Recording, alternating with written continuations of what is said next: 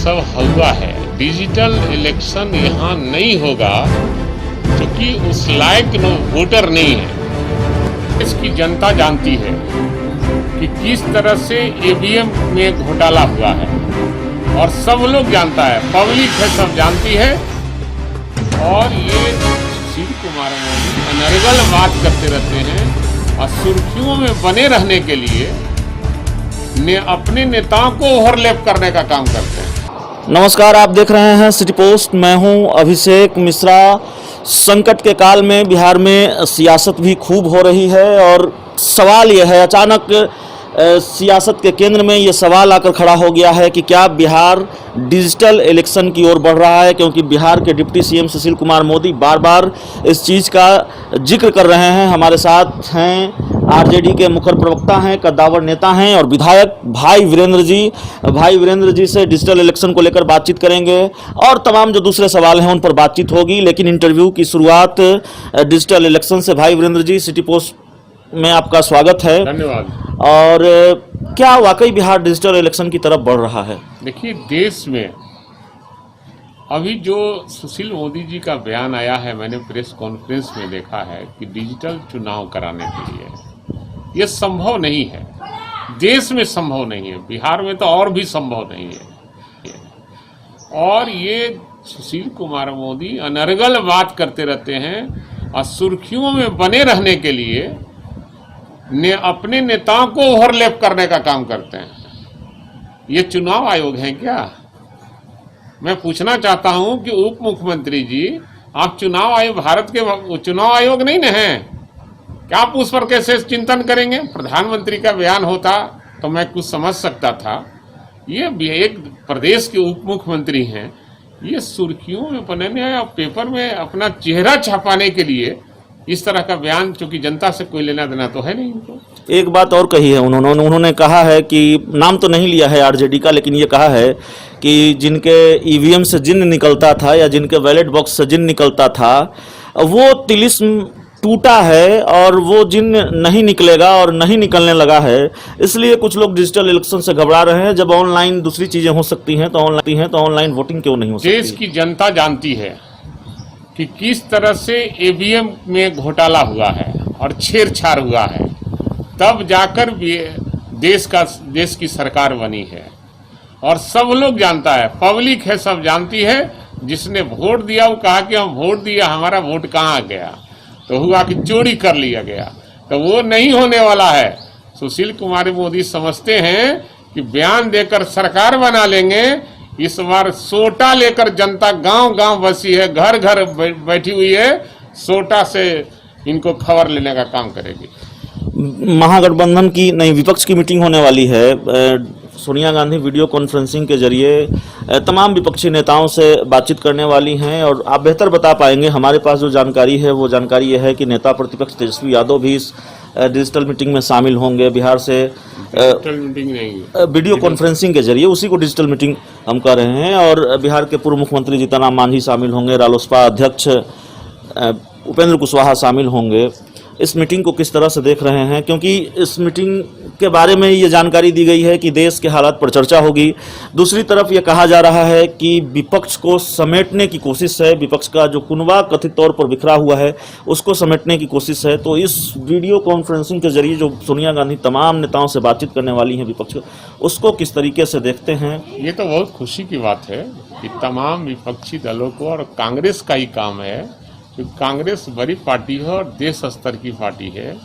जो राज्यों की पार्टियां हैं और विपक्ष में हैं, और ये धर्म बनता है कांग्रेस को कि सभी विरोधी दल के लोगों को एक साथ रखकर और मीटिंग कर और एकजुटता बनावे बीजेपी के खिलाफ में, एनडीए के खिलाफ में, और अपने विपक्ष को सशक्त करने की जरूरत है।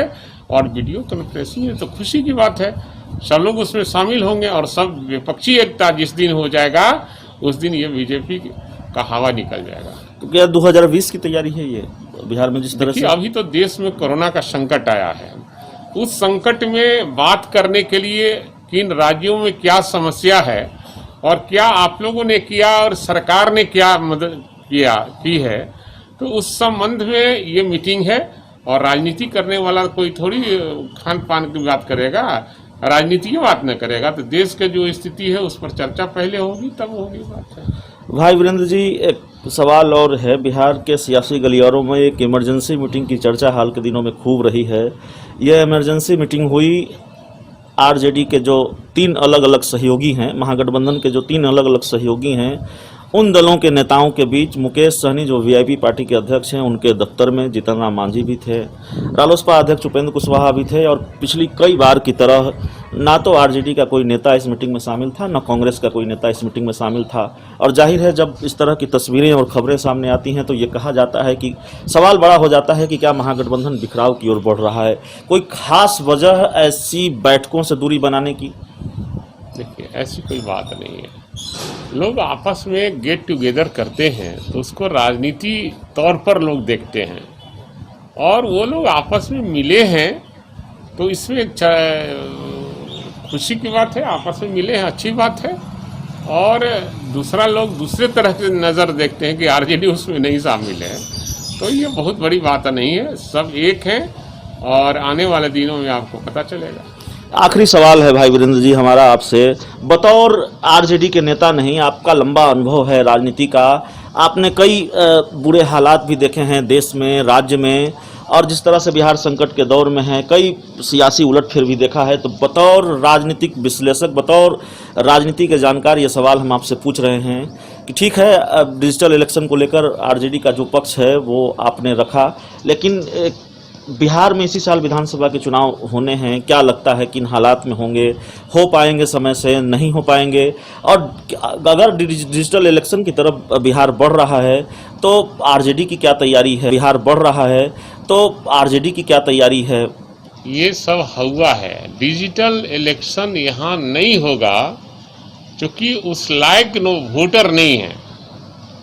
जब तक प्रशिक्षित नहीं किया जाएगा, लोगों के पास वैसा मोबाइल नहीं होगा, और हर व्यक्ति के पास, चूँकि ये तो कई प्रदेशों में कमाने वाले 25 से 30 लाख आदमी बाहर रहते हैं, उनको ला नहीं सकी सरकार, तो डिजिटल इलेक्शन कराएगी। ये तो चुनाव आयोग को तय करना है, और इतना जल्दी इस सब बात देश में नहीं हो सकता है। बिहार तो बहुत। तो क्या आप ये कह रहे हैं कि डिजिटल इलेक्शन अगर होगा तो देश की एक बड़ी आबादी, बिहार की एक बड़ी आबादी इस प्रक्रिया का हिस्सा नहीं बन सकेगी, और लोकतंत्र के लिहाज से ये ठीक नहीं होगा? देखिए, ये राजशाही चलाना चाहता है लोग, ये एनडीए के लोग। राजशाही नहीं चलेगी, ये लोकतंत्र है। और लोकतंत्र में ठीक है कि आपकी सरकार बनी गई तो आप अनर्गल बात न करें। आप न चुनाव आयोग हैं और न आप देश के प्रधानमंत्री हैं कि चुनाव आयोग को आप राय दीजिएगा। इसलिए चुनाव जैसे होता है वैसे ही चुनाव होगा। हमको पूरा का पूरा भरोसा और विश्वास है कि वैसे ही चुनाव होगा। डिजिटल ये चुनाव नहीं होगा और लोग इसको एक्सेप्ट नहीं करेंगे। धन्यवाद भाई वीरेंद्र जी। तो हमारे साथ भाई वीरेंद्र जी थे, आरजेडी के कद्दावर नेता हैं, मुखर प्रवक्ता हैं, और तमाम जो सवाल हैं, विपक्ष की मीटिंग है वीडियो कॉन्फ्रेंसिंग के जरिए उस पर, और क्या वाकई बिहार डिजिटल इलेक्शन की तरफ बढ़ रहा है, ये समझने की कोशिश की हमने भाई वीरेंद्र जी से। इस इंटरव्यू में इतना ही। अगर ये इंटरव्यू अच्छा लगे तो इसे अपने दोस्तों के साथ खूब से खूब शेयर